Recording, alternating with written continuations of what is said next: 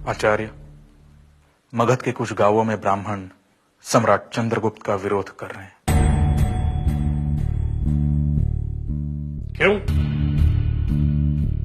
लोगों में अपवाद है कि सम्राट हीन कुल से हैं, शूद्र हैं। उन गांव में आग लगा। आचार्य, क्या अक्षेंद्र ने जब भारत पर आक्रमण किया था तब उसने ब्राह्मण और शूद्र में भेद किया था? नहीं आचार्य। तो फिर आज संकोच क्यों सेनापति? मैं मुट्ठी भर ब्राह्मणों को एक संभावना नष्ट नहीं करने दूंगा। सेनापति, पहले उन्हें चेतावनी दो और वे फिर भी न माने तो ब्राह्मणों के घरों को जलाते समय मगध के सैनिकों के हाथ कांपने लग जाएंगे।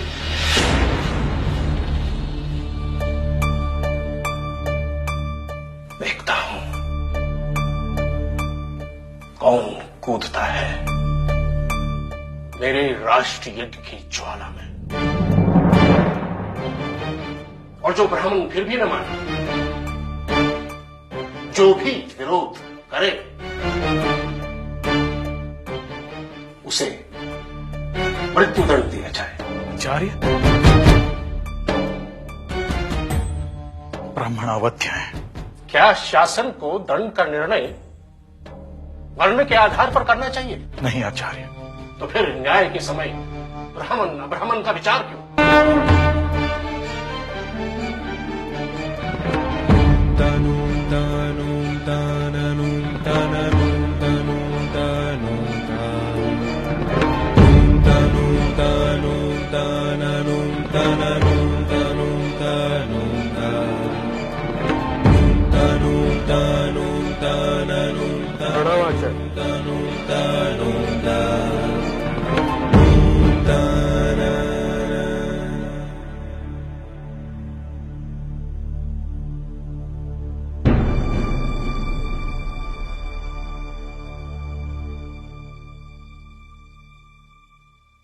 मगध के श्रेष्ठ विद्वानों, नहीं, ब्राह्मणों को एक साथ मिलने का अवसर मैं चूकना नहीं चाहता था। इसलिए मैं चला आया। क्या हम लोग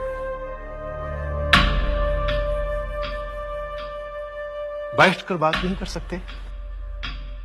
आचार्य, क्या आपको पूरे भारतवर्ष में चंद्रगुप्त से श्रेष्ठ व्यक्ति नहीं मिला जो मगध के सिंहासन का अधिकारी हो? नहीं आचार्य, जिसने भारतवर्ष को आत्महीनता, पराजय की निराशा और यूनानी शासन की दास्ता से मुक्त कराया हो, क्या उससे भी श्रेष्ठ नायक मगध में कोई है?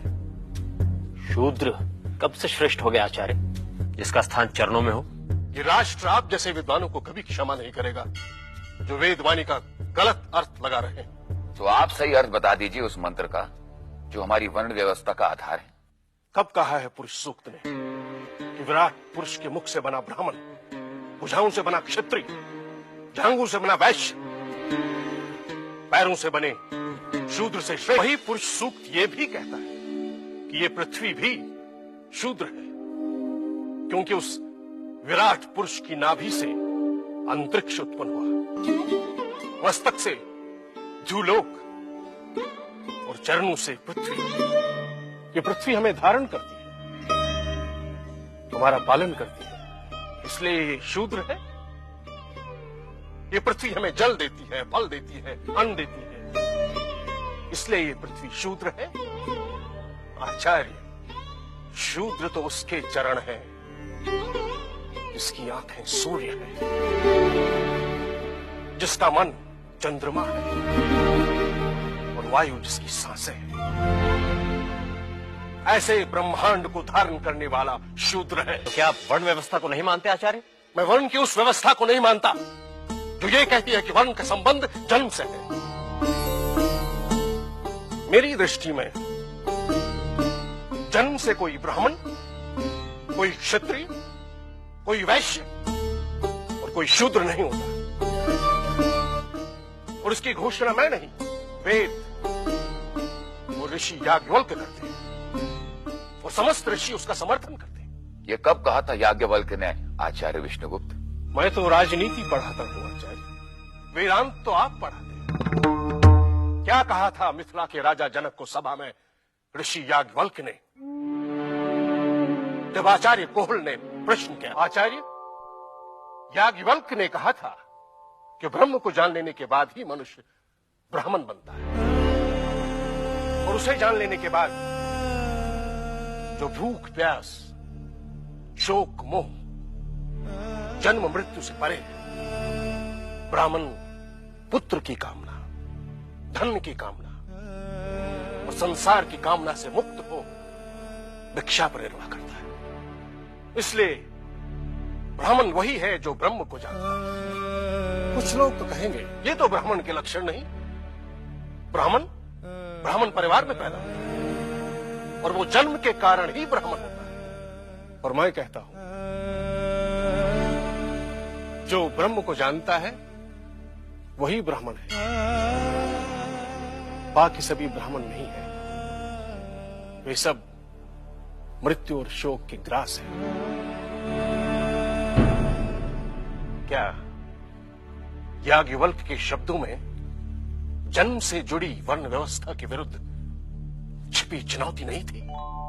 क्या नहीं कह रहा है वेद का ऋषि कि मैं गायक हूं, मेरे पिता वैद्य, ये ब्राह्मण, ये क्षत्रिय, ये लोग, ये देव, ये भूत, ये सर्व, ये आत्मा ही तो है। आचार्य, क्या वेद घोषणा नहीं कर रहे हैं कि वर्ण व्यवस्था जन्मना नहीं? तो फिर कोई श्रेष्ठ और कोई हीन कैसा?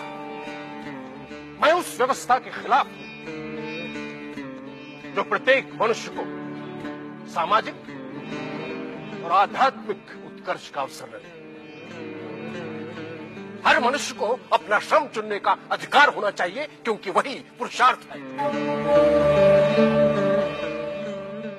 और श्रम का विभाजन किसी एक वर्ण का अधिकार नहीं हो सकता। यदि भार्गव राम, परशुराम परशु उठा सकते हैं और 21 बार क्षत्रियों का विनाश कर सकते हैं, तो चंद्रगुप्त भी राजधन धारण कर सकता है। यदि विश्वरथ विश्वामित्र ब्राह्मण बन सकते हैं, तो चंद्रगुप्त भी क्षत्रिय बन सकता है। यदि लोमहर्षण सूत व्यास पद पा सकते हैं, तो कर्ण को भी शस्त्र विद्या सीखने का अधिकार मिलना चाहिए। आचार्य, मेरी दृष्टि में हर व्यक्ति असीम संभावनाओं का स्वामी है, और उन संभावनाओं के द्वार खोलना ही वर्ण व्यवस्था का उद्देश्य होना चाहिए। आज चंद्रगुप्त का विरोध करने वालों से क्या मैं पूछ सकता हूं कि क्यों उन्होंने महापद्मनंद और उसके पुत्रों का विरोध नहीं किया? एक नाई जिसने छल से अपने सम्राट की हत्या की और राज्य हथिया लिया, उसकी सेवा ब्राह्मणों को स्वीकार थी। और चंद्रगुप्त जिसने महान पराक्रम किया, वो ब्राह्मणों को स्वीकार क्यों नहीं? उत्तर मैं देता हूं आचार्य, क्योंकि नंद निर्दयी थे। अब निर्णय आपको करना है।